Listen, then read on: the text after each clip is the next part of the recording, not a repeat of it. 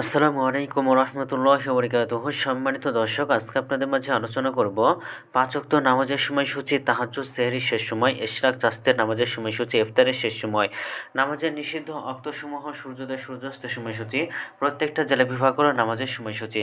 তো আজকে মঙ্গলবার 6 জানুয়ারি 2026 ইংরেজি, 22 পৌষ 1432 বাংলা, 16 রজব 1447 হিজরি।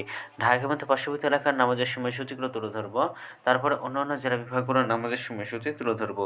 তো যেখান থেকে ভিডিও দেখছেন কমেন্ট করে জানাবেন। আজকে ঢাকা মতো পার্শ্ববর্তী এলাকার ফজরের নামাজের রক্ত শুরু হবে 5টা 24 মিনিটে, শেষ হবে 6টা 41 মিনিটে।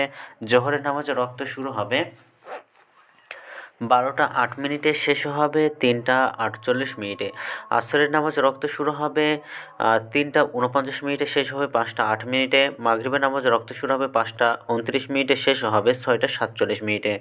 এশার নামাজ রক্ত শুরু হবে 6টা 48 মিনিটে, এশার নামাজ রক্ত শেষ হবে 5টা 18 মিনিটে। আজকে ঢাকার মতো পার্শ্ববর্তী এলাকার সেহরির শেষ সময় হলো 5টা 18 মিনিটে, আর ইফতারের সময় হলো সন্ধ্যা 5টা 29 মিনিটে।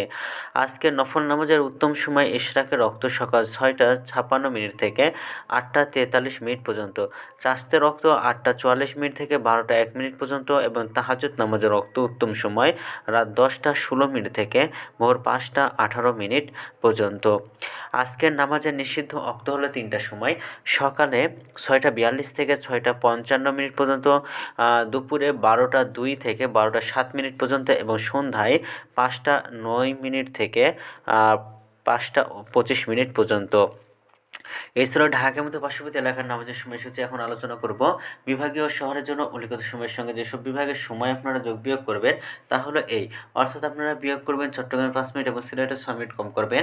ঢাকার মতো পার্শ্ববর্তী এলাকায় যে নামাজের সময়সূচি রয়েছে সেখান থেকে চট্টগ্রামে 5 মিনিট এবং সিলেটে 6 মিনিট কম করবেন। যোগ করবেন খুলনাতে 3 মিনিট, রাজশাহীতে 7 minute, Rangpur 8 minute, Barishal 1 minute বেশি করবেন। ঢাকার মতো পার্শ্ববর্তী এলাকায় যে নামাজের সময়সূচিরা রয়েছে সেখান থেকে কয়েকটি বিভাগে একটু বেশি করবেন। তো আজকের ভিডিওটি এই পর্যন্ত ছিল। এই সূত্রকে নিয়েছি ইসলামী ফাউন্ডেশন থেকে। ভিডিওটি ভালো লাগলে অবশ্যই চ্যানেল সাবস্ক্রাইব করে পাশে থাকবেন। ধন্যবাদ সকলকে। আসসালামু আলাইকুম রহমতুল্লাহি ওয়া বারাকাতুহু।